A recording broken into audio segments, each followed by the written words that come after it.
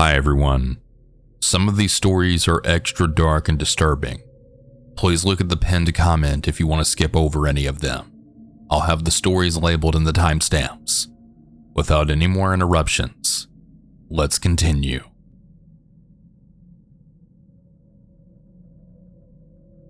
I live in a pretty big apartment complex with multiple towers and 4 apartments on each floor. We live on the 12th floor, so random people wandering around up here at 1 a.m. isn't exactly normal. I was home alone one night, just playing games in my room. My younger brother was at a sleepover and my parents were coming back from out of town later that night. Well, around 1 a.m., I had heard scratching near the front door. I didn't think too much of it because sometimes stray dogs somehow end up roaming around the buildings all the time. Then, I heard the doorknob jiggle.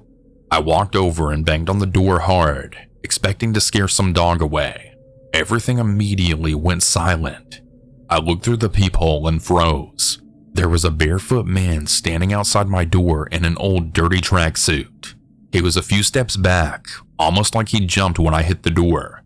He was staring at it with his eyes just wide open. We stayed like that for what felt like 5 or maybe 10 seconds. Then he slowly started walking toward my door again. I slammed my fist against the door a second time, even harder. The guy immediately turned around and then sprinted down the stairs. I called security, but nobody picked up, of course. A couple of hours later, when my parents got home, I called again and I asked if anyone matching the description had been seen around the complex. Nope. The thing that still bothers me is that our complex has really high walls around it and a single gated entrance. I still have no idea how that guy got into the building, or if he ever actually left.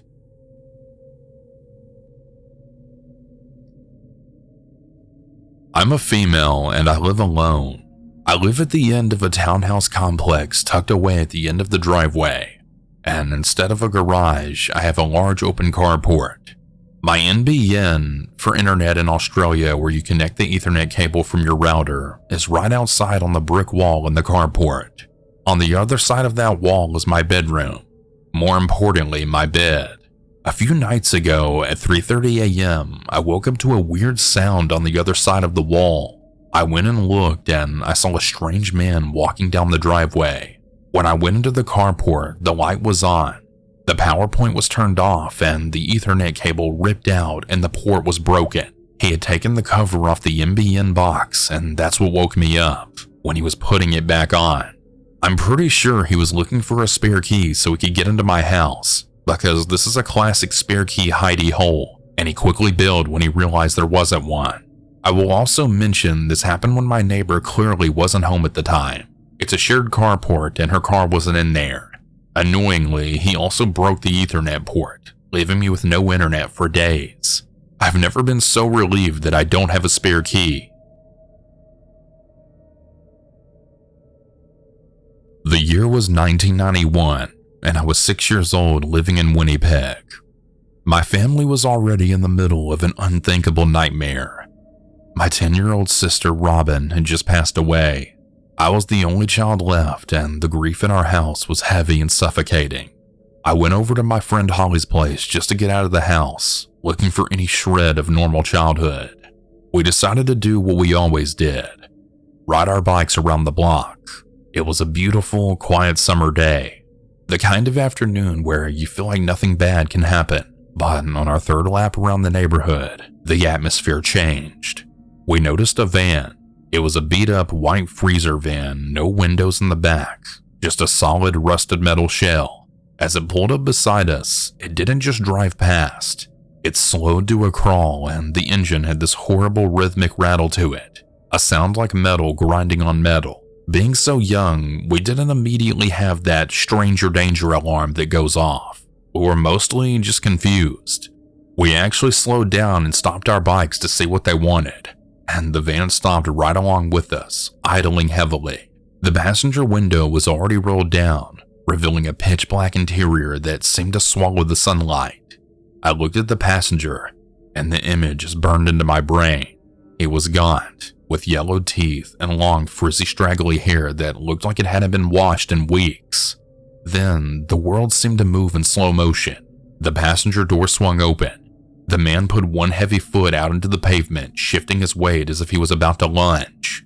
At the same time, I heard the heavy clunky thud of the side-sliding door beginning to retract. The passenger didn't even look at us.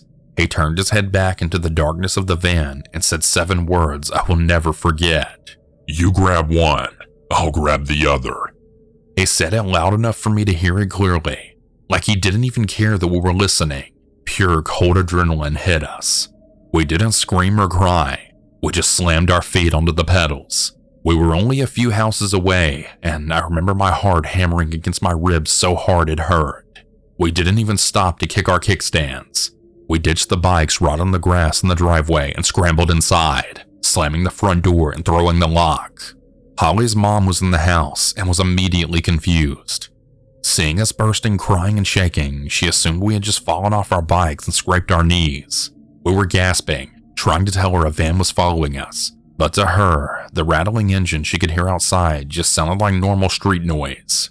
There was no reason for her to be afraid. That is, until she looked at us and saw the sheer terror in our eyes.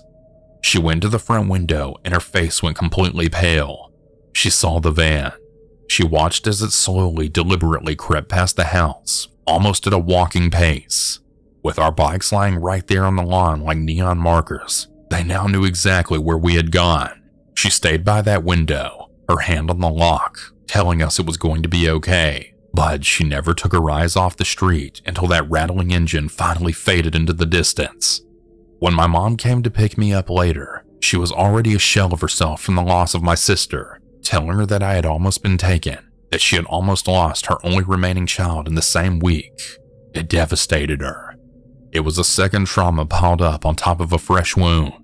It's a weight that I still carry, realizing that if we had just been a few seconds slower, my mother's world would have been completely extinguished.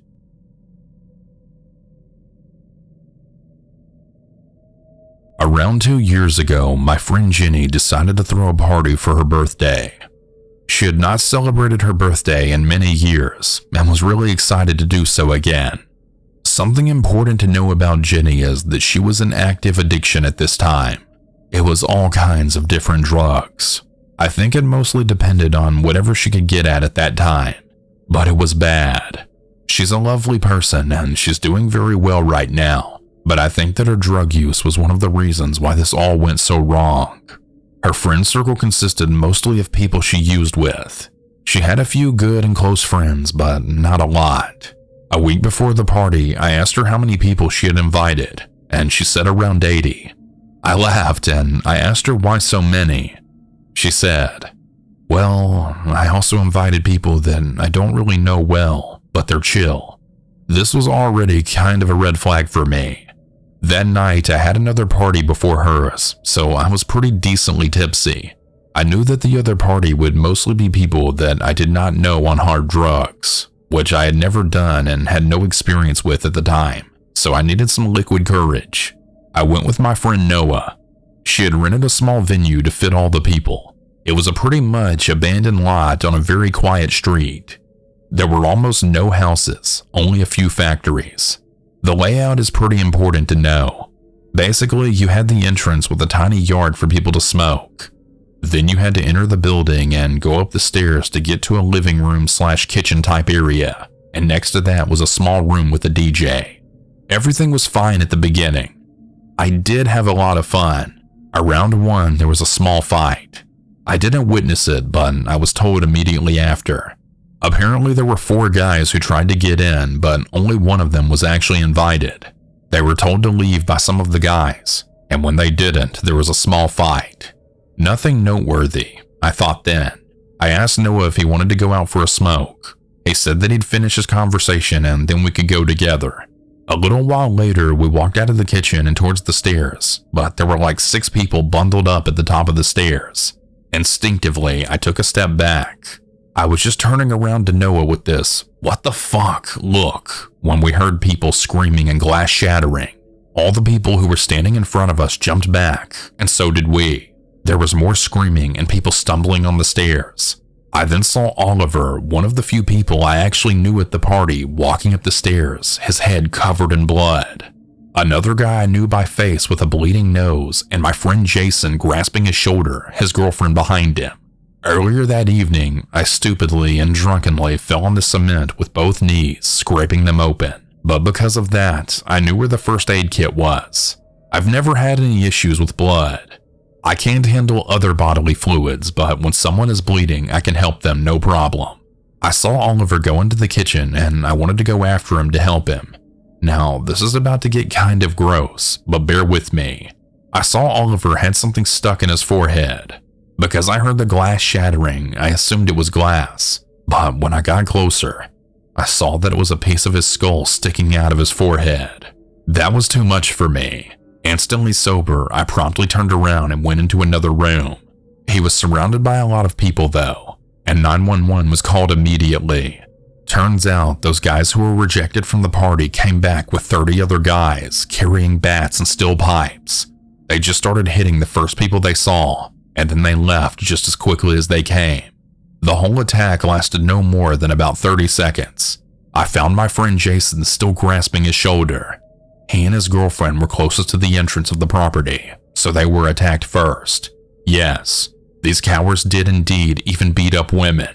They didn't care at all. Jason's shoulder was dislocated. Luckily, his girlfriend wasn't too wounded. Police and an ambulance arrived pretty quickly. Oliver was taken to the hospital and luckily made a full recovery after surgery. My friend Jenny was hysterical, both because of what happened and because of whatever was in her system. The cops were no help. At one point they yelled at her because she was too upset to form a complete sentence. They left after a while, and so did most of the other people. Noah and I were still there. We tried to help wherever we could. I was still in shock and kind of numb, but what snapped me out of my daze was seeing people scrubbing the blood covering the staircase. There was nothing more I could do there, and more importantly, I wanted to go home. Noah went with me and we stayed for a couple of hours talking and just processing everything. To think that if we had decided to go smoke even a minute sooner, or if Noah wasn't having that one conversation, we would have been in the middle of this all. It would also have been a very real possibility that these guys had guns or knives. We lived in a pretty rough area, and that's even more terrifying to think about. Hands down, the worst party I've ever been to.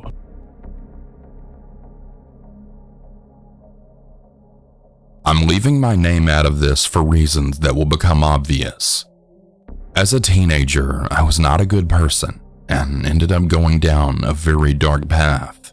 I grew up with an abusive father and an emotionally shattered mother who he beat and humiliated. My brother and I used the almost pointless defense mechanism of lashing out and accepting that the world is unfair, and we're both from Glasgow, Scotland. Also, I didn't know if this is needed, but the story will feature a kidnapping while restrained and an attempted sexual assault, so there's a trigger warning for anyone wanting to avoid that. I'm not using my upbringing to justify myself. I just hope this may shed some light on how I became a contemptible person. The story's main focus will be the event that finally gave me a rude awakening. After my dad died in 2012, my brother and I got a job through an old friend of my brother I'll call Robbie. He ran his own pub and we were hired as door security. However, this was just on paper. In reality, the pub was only a sort of cleaning spot for his money. What he really did was sell drugs and extortionate money. As I said, myself and my older brother both had a very dark fatalistic view on the world, and we saw this as survival. We would basically collect money from people who owed Robbie money. If they refused, we were expected to use our fists. For two young men who grew up in violence, this was almost nonchalant. Unfortunately for my brother, he dealt with his trauma in a far more dangerous way than myself. He became a drug addict, and in 2015, unfortunately overdosed. This made me feel genuinely alone, and it only hardened me, and it made me even more fatalistic. Now, while I've explained all this to give some context, I'll now talk about the event that I wanted to discuss. Long story short, due to years of basically doing what he asked without question, Robbie started giving me more dangerous tasks. Instead of beating and threatening debtors and rivals, I'd now be expected to actually break into someone's house and take their property as collateral if they owed money. I was expected to beat up other businesses in that field who he saw as a threat. One day myself and another one of Robbie's hired goons, because that's pretty much what I was, we'll call the other guy Donnie, we were given keys to one of Robbie's properties in a semi-rural area up north of Scotland. We were told we'd be hiding someone so he could get money he was owed, basically holding someone hostage. Now, for some more context, although I still had done whatever Robbie paid me for, in 2019, I really started thinking about my life and wondered if I could do better and maybe put my past behind me. However, I still didn't think too much about whoever we'd be holding prisoner. Like I said, my view was very cynical at this point in my life, so I just told myself that this person probably brought it on himself. The van blowed up and it was a work van from a local business. 2 other of Robbie's guys came out, and I immediately groaned. For the sake of this story, we'll call them Josh and James. These 2 were effective, but Robbie also sometimes found himself at odds with them because they were known for being violent for some kind of sick amusement. As I say, I don't claim to be a saint, but I never got some kind of sick delight from what I did. I only did it because it's all I knew and it's how I grew up. Anyway, these 2 go in the back of the van, and me and Donnie expect some drug addict who can't pay his bill or some thug who's been beefing with Robbie. However, a flash of unease struck me when the person they removed was a young girl who I later found out was only 19 years old. She was bound and gagged, and she had a few cuts and bruises, clearly courtesy of Josh and James. Now, you'll remember I spoke about my father's treatment of my mother earlier. I was a violent delinquent, but my experience with my father has caused me to have a special disdain and disgust at violence towards women and girls. I know this is hypocritical because I've happily in the past beaten up a male drug addict, no question, or even someone who owed Robbie money. But seeing this girl who we'll call Samantha tied up, bruised and gagged, this made me feel emotions I thought I'd buried. I pressed the others for context, and I found out apparently Samantha was the younger sister of a very unreliable one of Robbie's customers, and we were pretty much holding her to basically intimidate him into paying his money. I told myself, these things happen. It's just the life I chose to get into. But still, seeing Samantha bound and gagged, terrified, it made me feel ill. And I also had the feeling I'd end up saying something I'd regret to James and Josh, because they were getting some depraved amusement from Samantha's fear. So in order to excuse myself, I offered to drive to the nearby village for supplies, and also because I was afraid I'd end up taking a swing for those 2 creeps. My avoidance method would turn out to be redundant anyway. When I returned an hour later, Donnie was outside looking uneasy. I asked him if he was okay, but he simply replied, "I'd avoid going in there right now." I then heard shouting and ran up the stairs. What I then saw made me see red. Josh and James, those 2 sick pieces of shit, were attempting to undress Samantha, who was now wailing behind her gag and tears streaming down her face. What happened next is a blur.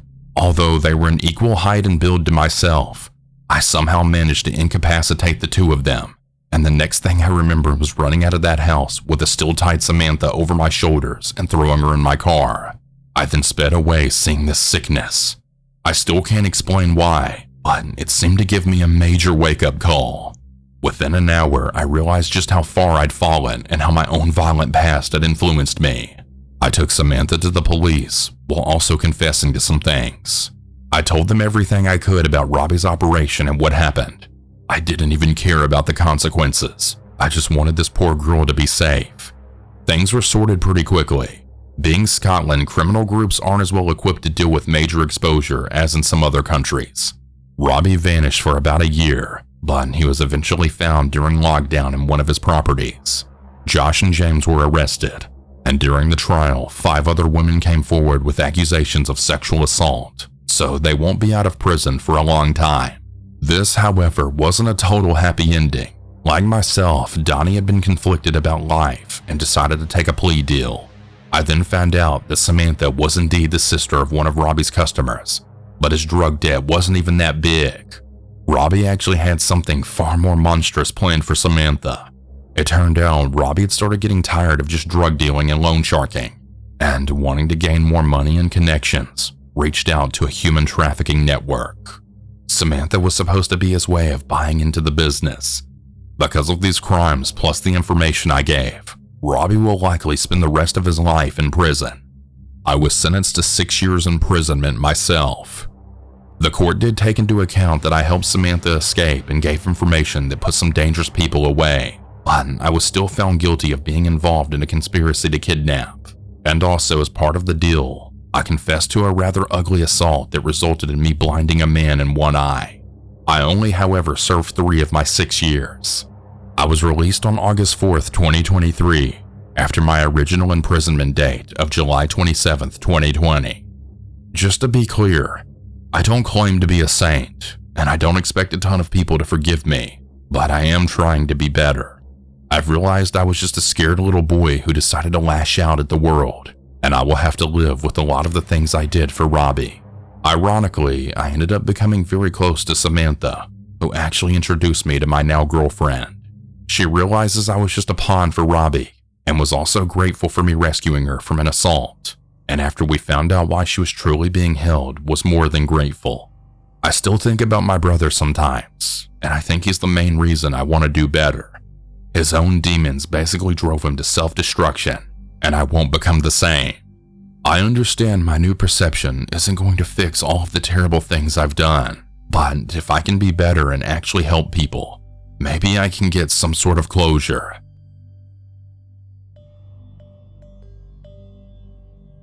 For a little background, I am writing this story because a man who's like a second father to me just got placed into hospice care, so he's been on my mind. His name is Robert, and I met him shortly after my dad died. I'm disabled, so Robert used to help take me to college when my mom could not. We used to listen to the oldie station together on the way to college, and one day the song Mama Told Me Not to Come by 3 Dog Night played on the radio. Robert, who is casually jovial and loved to tell dad jokes, got unusually quiet and a bit sullen. After a while, I asked him if he was okay, and he told me why that particular song made him somber. It involved an incident that changed his life forever. When Robert was in his early 20s, he used to run around with some friends who had grown up in the same trailer park as him, and had, like Robert, come from dysfunctional families. His friends were TJ, Dale, and the unspoken leader of the group, Boon. Robert told me that he and his friends were all a little on the wrong side of the law at that time. Robert used to do illegal car racing, but it was Boon who was the real bad boy of the group. Somewhere in Boon's family tree, a member of the family decided that his family was going to be outlaws, and the decision just stuck for generations. Boon was no exception. He was dealing drugs by the time he entered high school. He was hanging out at biker bars when he was just 15 years old, and he and his family engaged in a range of different crimes, including gun running and making fake IDs. On the night of this incident, Robert and his friends were supposed to go to a Battle of the Bands event to cheer on some friends who were participating. Before they headed downtown though, they were supposed to drop by a house party in East Point so Boon could make a delivery. If you know anything about Atlanta, even in the 70s, East Point had a bad reputation. The only reason Boon had agreed to go was because it was supposed to be a party mostly full of college students from Georgia Tech and Georgia State University. He figured that college kids would not throw away their planned futures trying to rob a drug dealer. Robert was the driver, and the whole time he was driving to the house, he had a bad feeling. He tried talking Boon out of going, but Boon insisted he was just going to go meet someone at the front door, make the drop-off, and then collect the money. He was not going inside the house. When the guys got there, it was of course packed, with people hanging out on the lawn, drinking beers, and dancing to the music. The scene looked harmless and honestly pretty wholesome, but Robert could not shake the feeling that something was wrong. He parked at the bottom of the driveway and left the car running in case they needed to make a quick exit. Boon got out of the car, said hello to some of the college students, and then walked up to the front door. A guy came out of the house and the two of them started talking. Pretty soon, things began to escalate. They started yelling at one another, and Boon was pointing at something or someone inside the house. Boon pushed the guy aside and stepped into the doorway. All of a sudden, a gunshot rang from inside the house. Boon jerked backward and tried to clutch the door frame with his hand while his right hand went to his throat. His knees buckled and he fell face first onto the ground. TJ and Dale started yelling at Robert to let them out so that they could go get Boon. Robert panicked. He threw the car into reverse and sped off into the night. After running a few red lights and realizing he did not want to attract the attention of local police, he eventually stopped at a payphone outside of a gas station and called 911. Later, Robert learned what had happened inside the house from some friends who had been at the party. Apparently, there was a group of people sitting around the living room table cutting up pharmaceuticals and snorting lines. A young woman at the table panicked when she saw Boon. She became convinced he was an undercover police officer and then started yelling, "Don't let him in! He's a cop!" Other people in the room tried to tell her Boon was not a cop, but she refused to listen. She shouted that he was a cop several more times before grabbing a pistol that had been sitting on the table. She stood up and shot Boon the very moment he stepped into the house. The bullet struck Boon in the throat and exited through the back of his neck. Someone at the party called the police, but Boon was dead before the officers ever arrived. The argument had started because Boon had noticed the gun sitting out on the table, and he told the young man he was speaking with to put it away somewhere safe. The young man brushed him off, saying that it wasn't a big deal. Boon replied that someone was going to get killed if the pistol was left out in plain sight. When the young man told Boon to mind his own business, Boon shoved him aside and stepped into the house, likely intending to grab the gun himself before someone got hurt. Ironically, that decision cost Boon his life. The young woman who killed Boon was sentenced to 7 years in prison. At first, she claimed she acted in self-defense, but she eventually pleaded guilty to avoid a much harsher sentence. Boon was only 25 years old when he died. Robert was a year younger, and that night became the turning point that changed his life forever. He started going to church, gave up his friends and street racing, and he got a job with an electrical company. A year later, he met the love of his life, and together they would have 3 children. Whenever Mama Told Me Not to Come comes on the radio, Robert still thinks about the last night Boon was alive.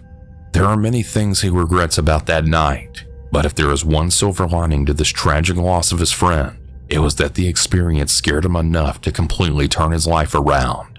Robert honored Boon's memory years later when his only son, Robert Jr., was born. He gave his son the middle name Boon, so that in some small way, his friend would never be forgotten. I'm a female from the UK. And I'm writing the story because it's something that deeply troubles me. I wish to remain anonymous. Like I said, I'm a female from the UK. I moved to a more rural area to be closer to family after going through some very personal stuff, and I was at uni. I'll call my driving instructor Mark. Mark was in his 60s, and I met him because he worked with one of my family members. I won't say his exact occupation due to privacy, but he worked in retail. He was always chatty and friendly, and he was definitely an extrovert. He moved from our capital city to this rural area because his mom died and his sister reconnected with him and asked if he'd like to move in with her for a bit so they could reconnect as siblings after being distant from each other for so long. He was a lot older than her, and she left their family home at a young age, so they basically lost touch and only reconnected through their mom dying, basically. Anyway, Mark started to train as a driving instructor. He kept his retail job, so he was doing both jobs and balancing them. I was a university student, and I was ready to learn. I used to joke that I'd only trust a female instructor, but I decided to trust Mark because he was gay and I knew him already from his retail job, so I felt comfortable being in a car alone with him. I started to take lessons with him and everything was alright, but after a few weeks, it became clear to me he wasn't teaching me properly.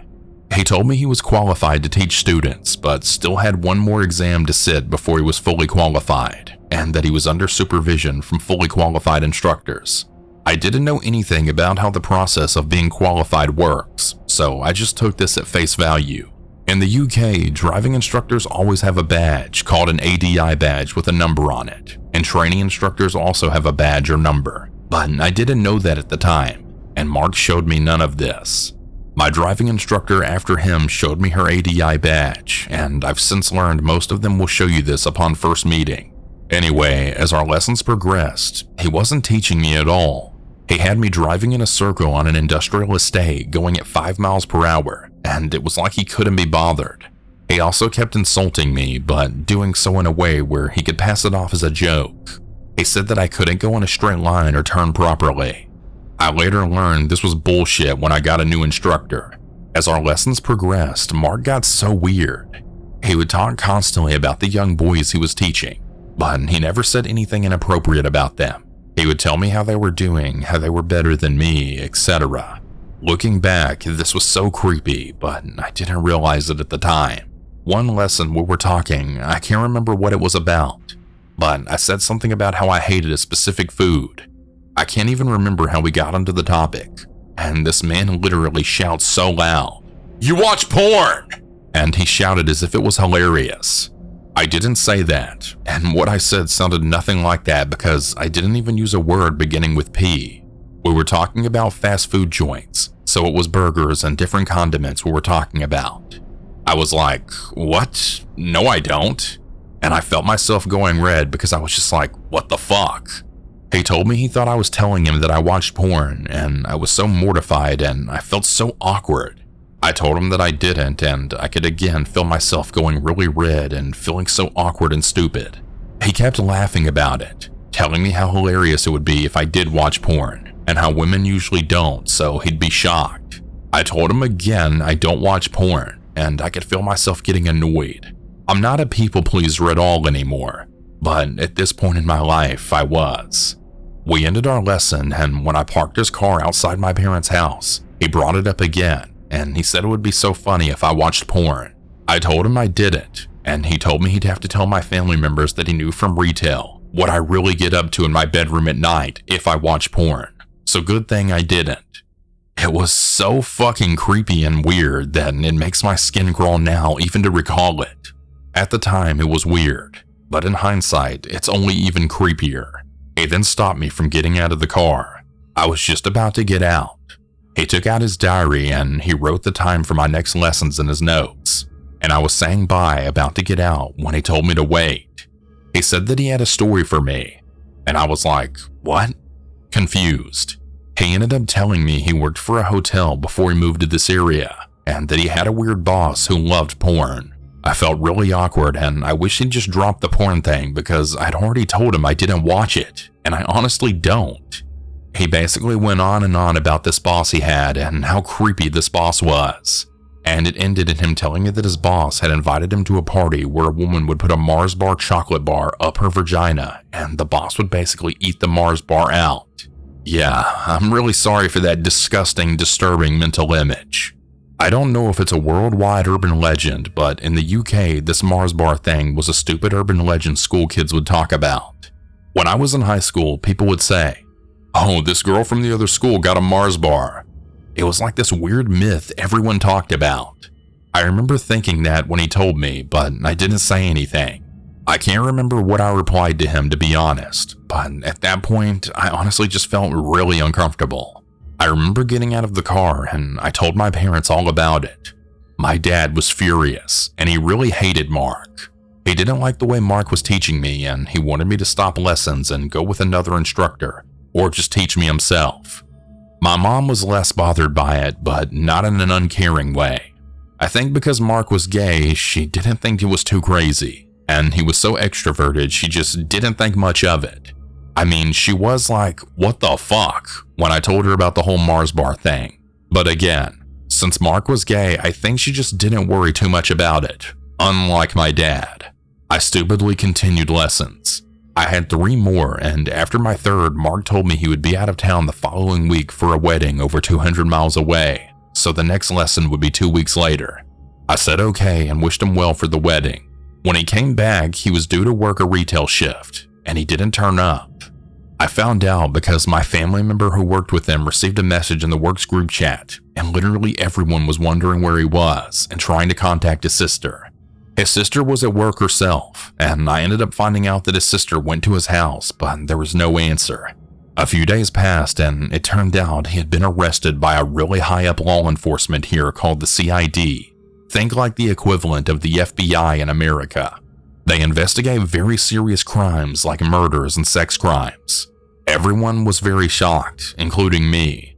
Mark ended up messaging my family member and telling them that he'd been arrested because he'd been in a huge family fight at the wedding and he was a witness. This didn't really make any sense because, as I said, the CID doesn't investigate petty squabbles. A family brawl would be something regular police look into.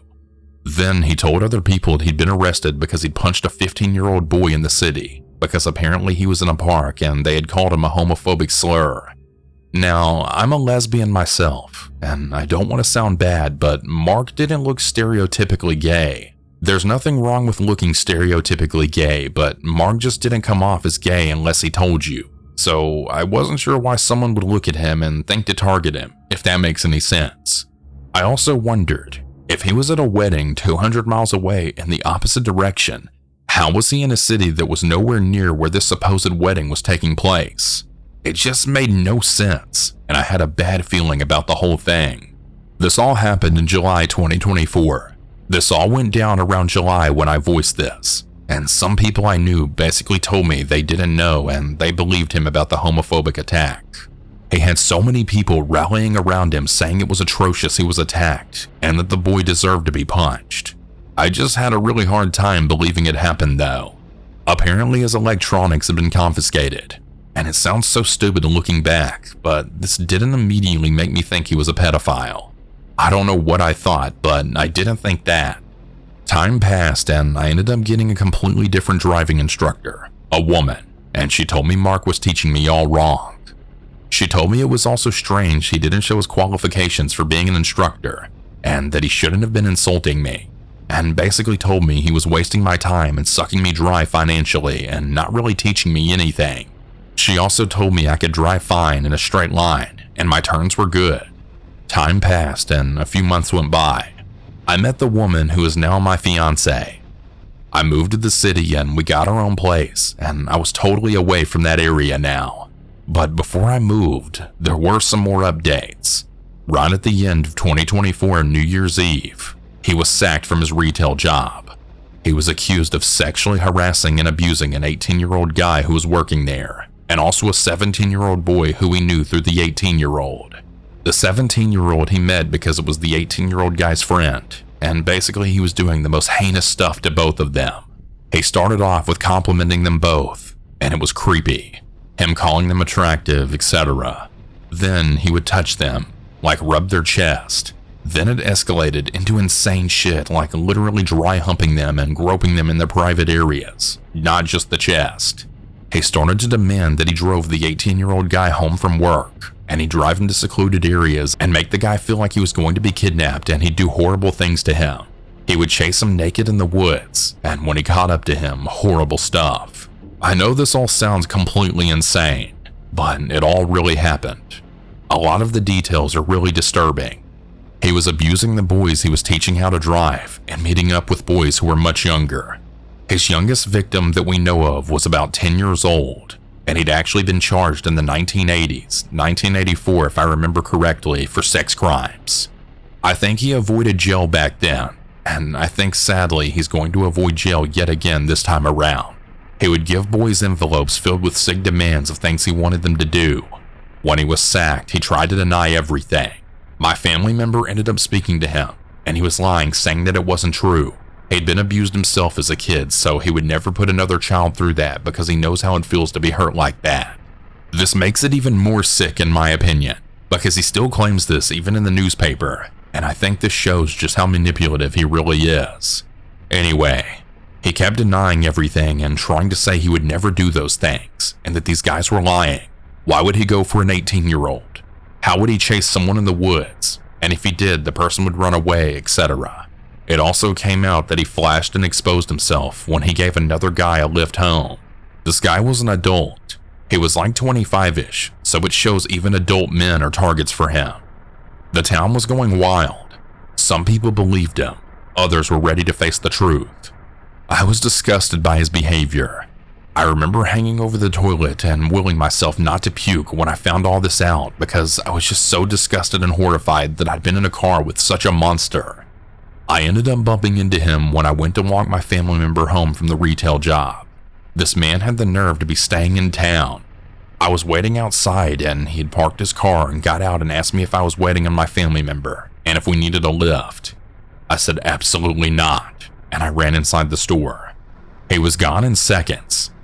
I guess he was scared about getting knocked out when people realized he'd dare to stop there. I remember one lesson he was telling me about how one of his students had suffered a bereavement. He was a young boy, and the way my instructor went on about him. It breaks my heart to think that poor boy experienced such a devastating loss and then probably had that creep preying on him on top of everything else. It broke my heart and infuriated me. He disappeared for a bit. I don't know where he ended up going. My parents were horrified and my mom was traumatized that I'd been in so close proximity to him. And we both thought about the Mars bar comments and were even more freaked out. I definitely wasn't in his victim pool, but it shows how much of a creep he was. It still makes me so sick to know that I was so close to a pedophile. You think you know people, and you think you can trust someone if they appear friendly, but the harsh reality is that you just can't trust people. I'm writing this in February of 2026, and just last month it was in the papers of details of some of his crimes.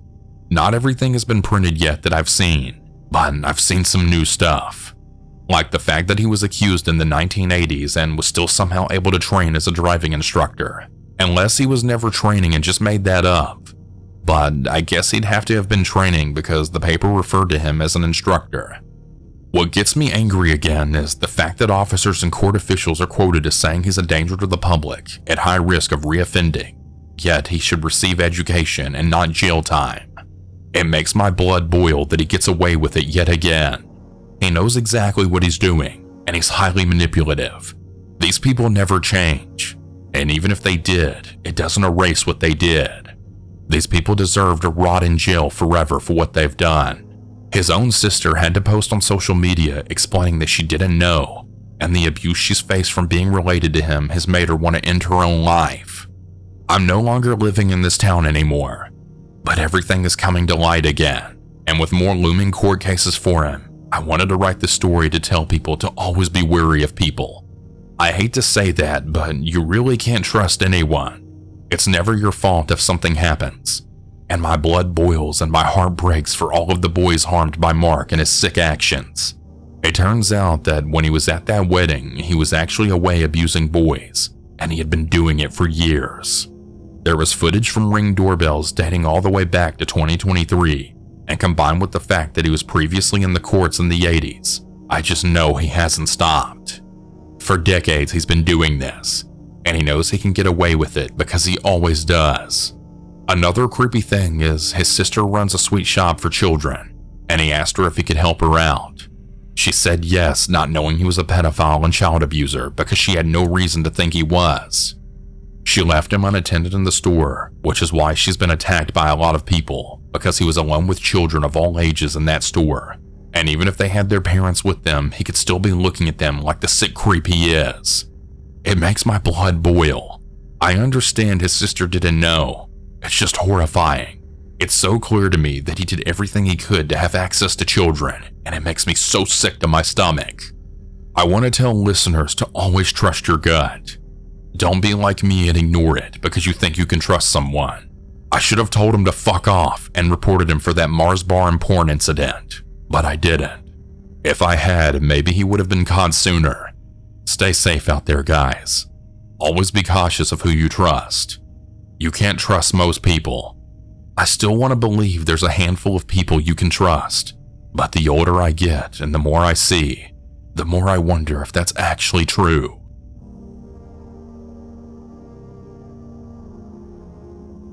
I wanted to give a bit of a message prior to my story. If you're being abused, please understand there's someone out there to help, even if it feels like you're stuck. Even if you can't leave right away, please make the effort to try. No one should have to experience abuse. When I was 20, I ended up in a relationship with someone named Dar, abbreviated so he cannot try and link me to this. He found me after the collapse of another relationship while I was facing homelessness. Our initial discussions were on Grindr of all places, so take that as you wish. Him and I ended up bunking together at his parents' house. It saved me from being homeless and it helped the house out by having extra income, so I thought that was the only benefit they had. We were fine for a while, at least a few months anyway. The abuse was very sudden. Things were going fine for the day. I was working my mall job at the children's store I managed when I received a frantic call from his mother. Something along the lines of him trying or wanting to end his own life, how I needed to leave work right that second so I could come home and save him. Of course, the terrified young me jumped and booked it back home. He was on the balcony and had to literally be pulled off. He was 23 to 24 at the time. He was mentally sound for the most part, aside for some mental illnesses him and I shared in common. We got him off the balcony and sat on the sofa. I missed work for the rest of the day. This continued for a while. Every so often I'd get calls to rush home to save him from his mom. I'd go home, help, and drive the almost hour back to work each time. This did cause some strain on my job, which forced me to get a different one. Still in the mall, but at a much more adult-oriented place. The call still continued, but I was able to ignore them for the most part. That's when the abuse grew worse. He would start throwing chairs at me during talks at home where he disagreed with me. He started screaming in my face to shut up, and if I didn't, he would storm out of the room, forcing me to chase him in fear that he would kill himself. He would hold knives up to his throat, to which I would have to beg his dad to come get it from his hands, terrified I would see him kill himself. This continued for months to the degree that one time he tried to rush out of our room to throw himself off the balcony, and I had to basically grab his shirt to stop him. It ripped his shirt, and then he yelled in my face that it was all my fault. His favorite shirt ripped, and he made me sew it back together, and he would wear it around me whenever he was upset with me to show the damage I caused. This all formed into him starting to not allow me in the bathroom alone, obsessing over the fact that I might leave, I might run away. He didn't want to chance it. Every bath, every shower, he had to join me or sit on the toilet until I was done, going as far as to bathe me himself occasionally despite my protests. If I wanted to visit family out of the state, he had to go with me. I had to take him to see my mother, and I asked him to help me take the bag inside the house given my mobility issues. He proceeded to fake a seizure in my mother's driveway. My mother is a nurse and did every trick known to man to force him to come to. He faked it until we called 911, which is he was taken to the ER and fully examined. Miraculously, nothing was ever found and he was fully okay. He was pretty known to fake seizures and pass out when he didn't want to do something or wanted the attention of someone else. One weekend, my mother bought him, herself, and I some tickets to some great haunted houses. She drove us to a different state to celebrate, and we had a great time, until he started complaining about it, how he wanted stuff from the gift shop. He couldn't afford anything because he didn't bring any money. He wanted food, but he couldn't buy food because, again, he didn't have any money. My mother bought him one thing from the shop and some food on the way home, to which my mother handed it back to him in the back seat. He didn't grab it properly and he had dropped it on her floorboard, starting to tell my mom how she made him drop it. But then he went dead quiet once she gave him the death glare. We got back to her house and he yelled at me about my behavior and how I looked at some of the scare actors longingly. Things of that nature. My mother left her room to yell at this grown-ass man about how if he doesn't stop screaming at me, he will be kicked out of her house. He then called his mother crying about how she hates him and how his mom needs to come drive 3 hours at 10 p.m. to come pick him up because my mom's kicking him out. He only hung up on his mom once my mother said he was fine. He just needs to be quiet and stop yelling at me. Anytime I would drive back from my mother's in the car with him, he would make me stop to buy him food. He had no money and no job. I was the only one working. If I didn't buy him food, he would call his mom and say that I was trying to drive us off the road. I was going to crash the car. Things of that nature until I just stopped and got him food. I had finally turned 21 mid-relationship and I caught him cheating shortly after the fact. He was at the mall waiting for me to go home. I had his phone plugged into the back room of the store and I saw a notification that upset me. But I planned on talking to him once I drove us home, given he also didn't have a license. As I was driving home, I gave him a small heads up of wanting to talk, but having to wait until we got home given the circumstances. He then proceeded to tell me he was going to jump out of the car. He grabbed the door handle and yanked it, which made me grab his sleeve, which then led me to crash my car into a pole going 30 miles an hour, and I totaled my car. His parents paid $3,000 for me to buy a new one so I wouldn't sue them, which was only about 25% of the car's worth. I got a beater car and I actually stayed with them, unable to find any other housing. One night we were down in the basement watching shows. He made a comment about how he wanted to kill me. He wondered how my flesh would taste if he cooked it, wanting to know how killing me would feel in the first place. When I tried to leave the basement, he blocked the door. When we were in the basement, that's where we stayed for the night. He wouldn't let me leave. He would sleep on the sofa closest to the door, so if I got up to pee or otherwise, it would wake him. When he would scream at me and I would want to take a drive to calm down, he would try and take my car keys and block the front door to keep me from leaving every time. It got to the point where the screaming was so loud his mom and dad would come out to yell at him to stop yelling. I hid myself in our room one time, waiting for his mom to come to me, begging for her to let me get my car keys so I could leave, begging for her to help me to find a way out. Sobbing all the while she told me, "You'll get used to it." Once while driving, he was actually yelling at me over me refusing to stop for food.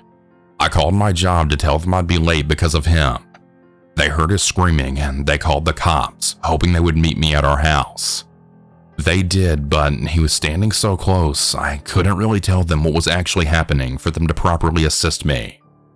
When I was at work, a few times the neighbors called the cops for his yelling at his parents, assuming there was a domestic dispute, and he would yell at the cops that they need to go away and they'll arrest him.